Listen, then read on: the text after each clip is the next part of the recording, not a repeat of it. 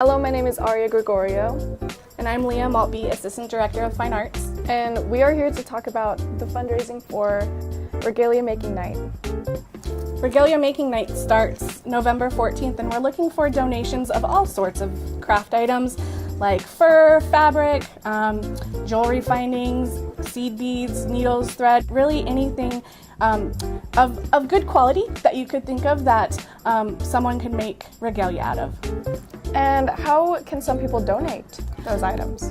People can donate items by coming here to East and dropping off donations at the front office. They can also go to the Indigenous Ed Department at the ASD Education Center and then Twinning Bridge School in Matsu. What type of regalia will they be making?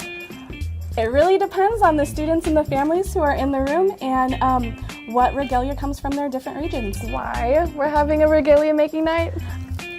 It's because we understand that there have been a lot of families and students affected by Typhoon Halong, and we're really looking to make a community space where there are items to create regalia that may have been lost or damaged in Western Alaska.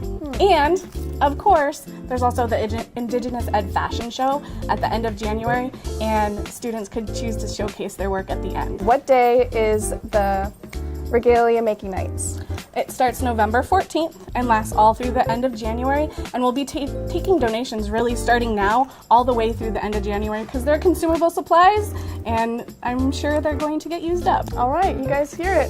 Come make regalia with us starting November 14th every Friday. Be sure to make it there. I am Aria Gregorio. And I'm Leah Maltbie. And thank you for listening.